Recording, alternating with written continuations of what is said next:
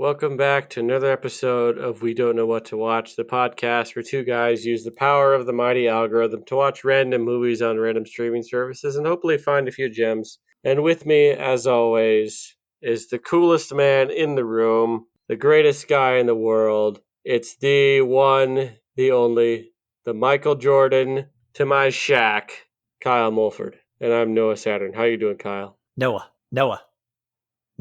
It's got to be the Can I truth. ask you a question? Can I ask you a question? Is it okay? Is it okay? Yeah. Can I ask you a question? Yeah, what movie did we watch, Kyle? We watched Spike Lee's first feature-length joint, She's Gotta Have It, from 1986. So let's get into it. Does she gotta have it? Does she have it? Well, she's got to have it. She's gotta have it. Mm-hmm. So this is, in basic, it's a slice of life film about a young African American woman and the three men she's involved with. Basically, yeah, that's our snowball pitch. A girl wants to have sex with many men, and what you gonna do about it? The end. So, and the majority of this film is in black and white with cinematography by Ernest Dickerson, who also went on to have a directing career himself. Oh, okay. This was, like we said, this was his directorial debut or feature-length debut. He had done short films, Spike Lee. I think this was released about 4 years out of him getting out of graduate school at NYU when he was like 29. Mm-hmm. Budget of $175,000, and it made back $7.1 million in the theaters. So pretty successful opening gig for him. Mm-hmm. And what I like about this film is almost has a pseudo documentary style because there are a lot of moments where it feels like an interview, like someone being interviewed, what they're thinking about this girl Nola. Everyone talks directly to the camera, in addition to more, I guess, traditional film scenes. Yeah, and it's kind of, even though many people talk to the camera, all of them are talking about Nola, our main character, and what they think of her, and and ultimately you get to the end and she's like, well, yeah, sure, maybe they know a little bit about me, but none of them know everything about me. This is a movie about basically a woman taking control of her own life and like doing what she wants to do and not being held down to doing whatever a boyfriend or a man wants from her. And so she's got 3 boyfriends in this. Jamie and what was it? Jamie, Greer Mars, or something? and Greer. And Jamie Mars is actually Jamie seems like a nice guy at first. Yeah, at first. Like the normal one, so to speak. And they kind of have like their like different personalities. Like at first Jamie is the nice guy, and then Greer is more of the self-involved, I work out, I've got the perfect body, it's all about me, I've got money, blah blah blah. I've got the education, Yeah. And Spike Lee plays Mars Blackman, who is more of just he's the funny guy. Like he even says in the movie, I make women laugh. If I stop making a woman laugh, then I'm done with her if I can't make her laugh. And I think it's interesting how they play all that, because the whole time these 3 guys are fighting over this woman, saying, oh no, you should be mine, you should be mine, you should be mine. But then they're no better because all of them are seeing other women on the side themselves. So it's kind of that double standard thing. And of course, we do have to mention that Mars Blackman would make another appearance in a series of famous Nike commercials with Michael Jordan. Yeah, I was going to get into that with other facts about the movie. Yeah, it's interesting that like this character shows up in commercials then, and like even those commercials are all black and white. Mm-hmm. And that's the commercials that brought the famous Nike line, "Is it the shoes?" So, what did you think about some of these characters? I thought the performance of the actor who played Nola, I thought she did a great job. I found her pretty interesting, even when she was just like doing stuff or just like working on this like art project / painting that she has going in the background throughout the course of the movie. I thought she was charming. She was interesting. I liked it when she was talking with her friends. Seeing Spike Lee as Mars Blackman was kind of fun because he's just kind of this goofy guy who is always trying to like do whatever he can to get attention. Yeah, that was an interesting character. So almost like a class clown sort of thing. Yeah. I thought Greer. One scene one scene really got me was Greer, who's like the I've got wealth, I'm a prominent person, like all this stuff, and then when he's about to have sex with Nola at one point, and she's laying in bed naked, and he's taking his clothes off one item at a time, and he's carefully folding them and putting them on the chair, and like it takes him like 5 minutes to get undressed, and she's just sitting there getting bored. And I thought that was kind of funny, actually. Nice. Yeah, and there's not much to the plot. It's like you said, it's these three guys that are vying for her attention, and she finally turns the tables on them and invites them all to Thanksgiving dinner, which I thought was interesting. And then also she goes on dates, and one date that she goes on, Jamie, they go see like a fun dance for her birthday. And I really like that sequence because that sequence is actually shot in color and it almost like a really vivid looking Technicolor that was really surprising and a really nice break. And it shows that, the film looks good in black and white and in color. Yeah, I thought it was interesting, but I didn't see the purpose of it being in color other than he was just playing on the "There's no place like home" because he had her say "Close your eyes and say there's no place like home and click your heels together." So it was kind of like the reverse Wizard of Oz, where that took her from black and white to color. And I was like, I didn't really see the purpose in the whole changing it to color. Um, and then he's got these two dancers dancing to this song that her dad composed for her. So I was like, did he go to the dad and get this song and get lyrics to it, or like what's going on here? Which actually, her dad is played by Spike Lee's dad, real life dad, and he was I think he composed the film, composed for this film. Nice. So I think he was like a jazz musician or something like that. And I saw somewhere that he played bass or something on a couple of songs on one of Bob Dylan's albums. Nice. So yeah, I think that was another place where Spike Lee was able to save some money. It was the composer was his dad. But Yeah, I it's really like the soundtrack. It definitely led the film sort of an easygoing tone. yeah, and that song that plays throughout the film, that's kind of her theme, is a very catchy tune. I don't know if I liked it with the lyrics, but without the lyrics, it really gets stuck in your head. So The cinematography I thought was also really good because even when it's shooting in kind of dark spaces in like a bedroom at night where it's dark and there's only candles, I thought it still felt like it had a very naturalistic feel to it. Nothing too stylized, but overall it still looked very beautiful. yeah, and it did really, because it was a first film. He was kind of fresh out of film school. It did have also a film student quality to it too, and Hmm. you could tell that the budget was low and they only had so much film, because there were some scenes that really could have taken maybe a third or fourth take, but I think they tried to do everything in one or two takes to conserve film and conserve their budget. They had a Hmm. tight budget. So I think that would be its only downfall, but this is a first movie. So I mean, that watching it, so you kind of forgive it those tiny flaws of, oh, here's a line that was flubbed here or something, like just a little bit. But I don't know what else there is to say. There is a scene. Jamie is the one that she seems to be the most in love with. Hmm. And so finally there's a scene where but he gets fed up or something like that after the Thanksgiving meal, and she says something about, oh, but you're the one I really love, and blah blah blah, and he's like, well, but am I as good as it? And And there's an assault scene, and I did yeah, not there like was, it was a very uncomfortable scene, because she actually asks him to make love, and he's like, oh, all you want is for me to fuck you, and then he proceeds to assault her and basically rape her.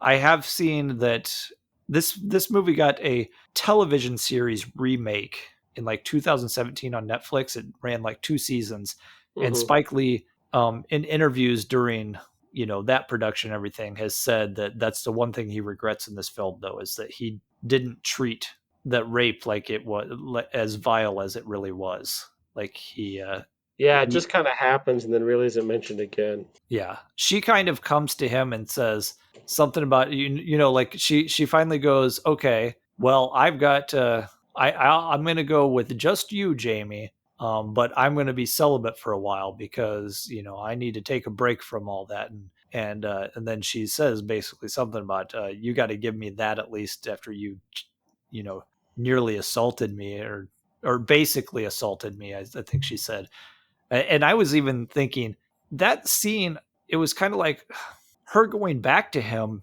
didn't make sense to me. Mm-hmm. And then she chose him over the other two men after that scene. That was the one scene that was kind of a little. I don't think it was written well, and I think that should not have happened. And I think Spike Lee would agree with that. Mm-hmm. And the nice thing about the series that I have not seen, because I didn't even know this movie or series existed, is that he brought in a bunch of women writers and directors to help with the series Nice. to write the female a little better. So, because the other thing is like this is like a female empowering thing, but then we're doing the whole male gaze thing where we got to show her naked as much as possible, and Mm-hmm. and all this stuff. So I think it's in the right headspace, but he was a young director and made some mistakes with it. But I think it's the right overall message. I definitely agree on that. Yeah, definitely. I mean, parts of it have not aged well.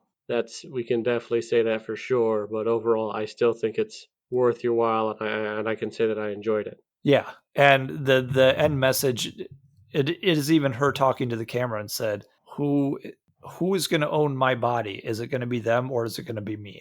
And I think that's a good message to get out there to young Mm-hmm. women is you are the owner of your body. Don't let men tell you how you should live your life, because that's the whole thing with the movie is them going, well, you should be mine, you should be mine, you should be mine. Well, if she doesn't want to be one of yours individually, if someone does, then that's great. Then you can be together. But if she doesn't, you can't force her to do that. Like that's not who she wants to be. And if that's not what you what she wants to be, then walk away from her. If that's not Mm-hmm. what you want, so Also, I need to watch more Spike Lee movies. I haven't barely seen any. It's like this, and then Black Klansman. and Black Klansman was really good. Mm-hmm. I need to see more of his. I've seen a few. They don't always work for me.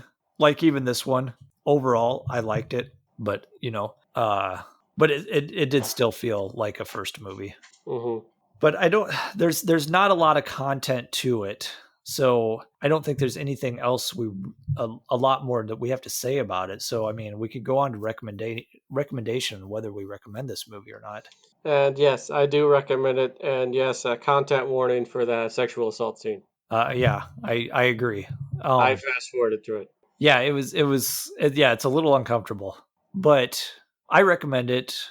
I think it's an important piece of history just because he became a very prominent director. And it's always good to see the beginnings where they came from. Um, Not a perfect movie, but it is good and it's a good beginning.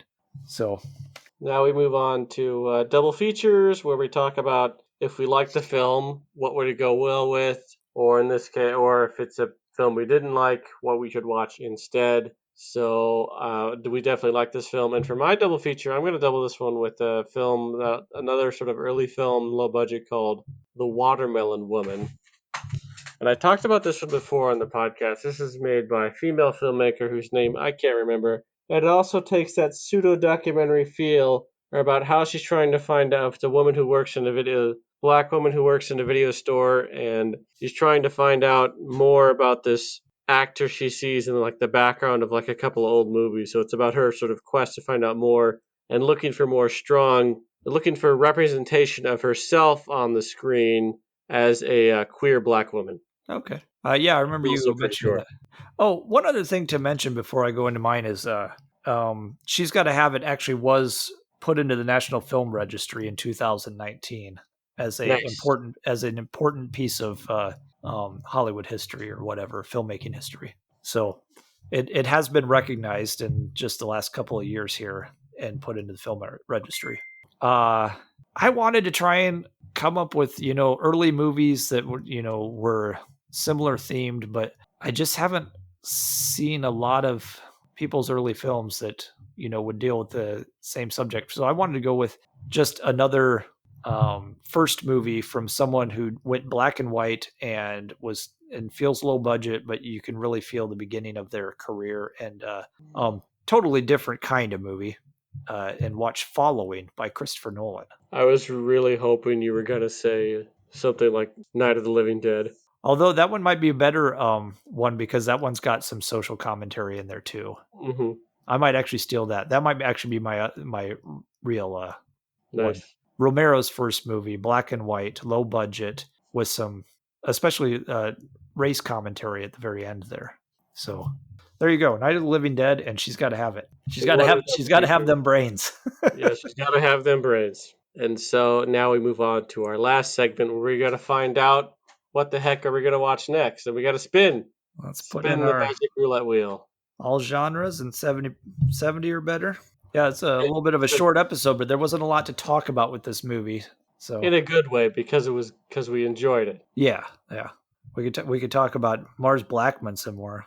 Noah, Nice. Noah, Noah, Kyle, Noah. Kyle, Kyle, Kyle.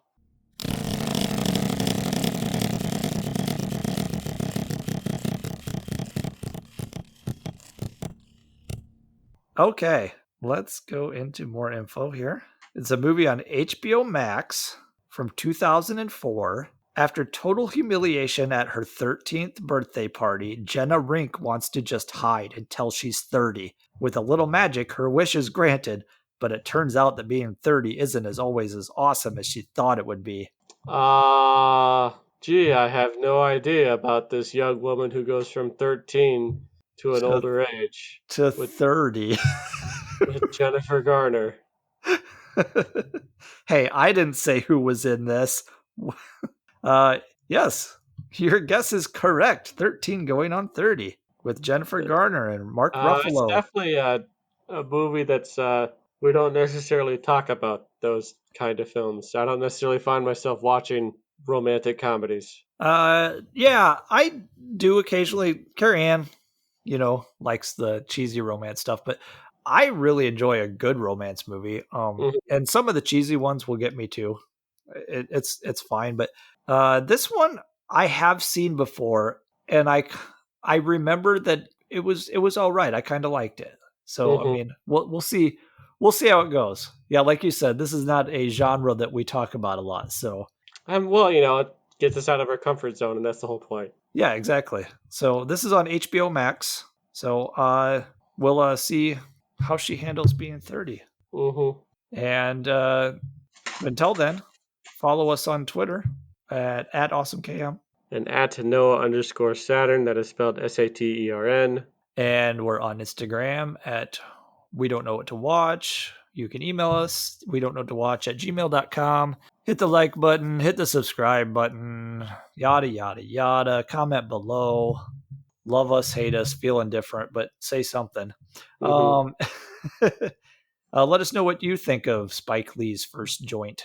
And until then, I'm Mark Ruffalo.